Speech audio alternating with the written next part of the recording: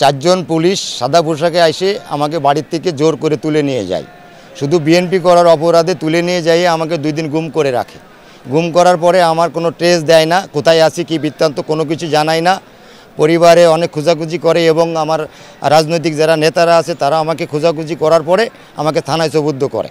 থানায় সোপর্দ করার পরে আমাকে মামলা দিয়ে, ডিজিটাল নিরাপত্তার আইনি মামলা দিয়ে আমাকে জেলের ভিতরে ঢুকাই দেয়। আমি দীর্ঘ 2 বছর 3 মাস জেলে ছিলাম।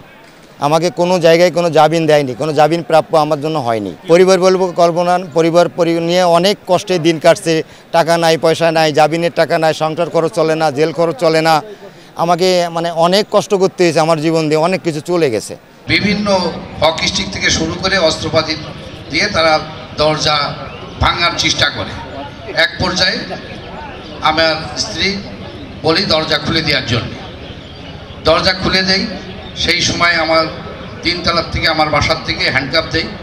অকথ্য ভাষা, রুমের ভিতরে প্রায় 50 থেকে 60 জন পুলিশ এবং সিভিলি ওসি অক্কাশ ছিল তখন দায়িত্বে, সে নিজে এবং এএসপি একজন সাথে ছিলেন। সাথে ওই অবস্থায় হ্যান্ডকাপ দিয়ে আমার ছোট ছোট বাচ্চাদের রুমের ভিতরেও তছনছ করার পরে এক পর্যায়ে দেখা যাচ্ছে আমাকে হ্যান্ডকাপ দিয়ে লাভায় নিয়ে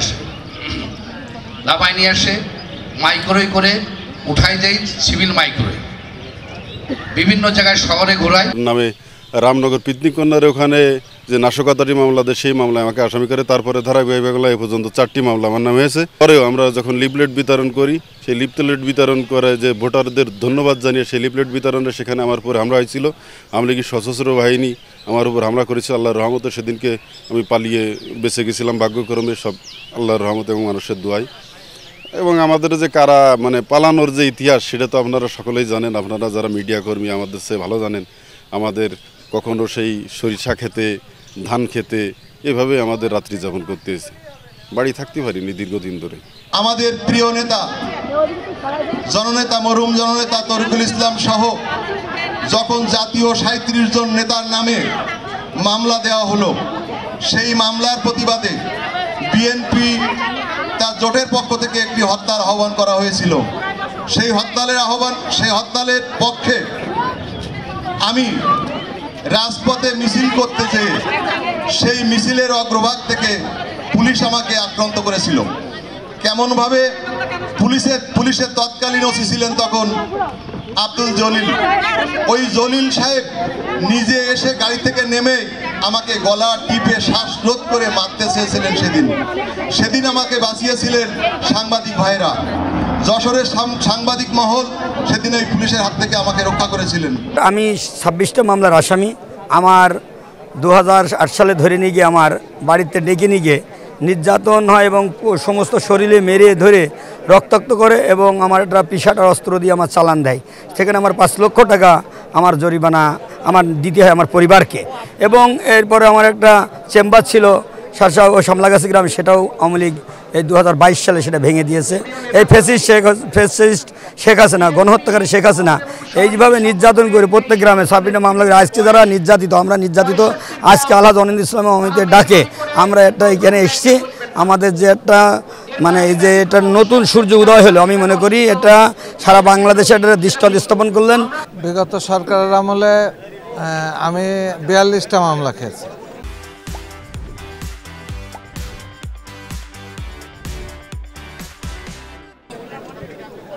এবং বহুবার জেলখানায় গেছি, এটা হিসেব করে বলা যাবে না। অনেকবার জেলখানায় গেছি, একবার 7টা 8টা করে মামলা নিয়ে জেলখানায় গেছে, আবার গ্রেপ্তার হয়েও জেলখানায় গেছে। তো এটা আসলে আমি, আমার পরিবার সকলে আসলে নির্যাতিত। আমার বাড়িতে প্রায় 5-7 বার আক্রমণ হয়েছে, ভাঙচুর হয়েছে, একবার আগুন ধরাও দিয়েছে, বোমা নিক্ষেপ করেছে। এই ধরনের অত্যাচার নিপীড়ন তো হয়েছে। আপনারা জানেন যে ফ্যাসিস্ট স্বৈরাচার দীর্ঘ 17 বছর ধরে বাংলাদেশ জাতীয়তাবাদী দলের উপর যে নির্যাতন চালিয়েছে, নেতাকর্মীদের অসংখ্য মামলায় জর্জরিত করেছে, অসংখ্য নেতাকর্মী কারার প্রকোষ্ঠের অন্তরীণ থেকেছে এবং আমাদের অনেকে রাজনৈতিক কর্মীদের নেতাদের বাড়িতে মামলা হয়েছে। আমি মনে করি যে যশোর জেলার বা কেন্দ্রীয় কমিটির খুলনা বিভাগীয় সাংগঠনিক সম্পাদক অনিরুদ্ধ ইসলাম অমিত বাংলাদেশে একটা দৃষ্টান্ত স্থাপন করলো। আজকের যে ঘটনা বা যে আজকের যে কর্মসূচিটি পালন করছে, আমি মনে করি এটা থেকেই বাংলাদেশের অনেকেই রাজনৈতিকভাবে শিক্ষা গ্রহণ করবে এবং তারা এগুলো অনুকরণ করবে বলে বিশ্বাস করি।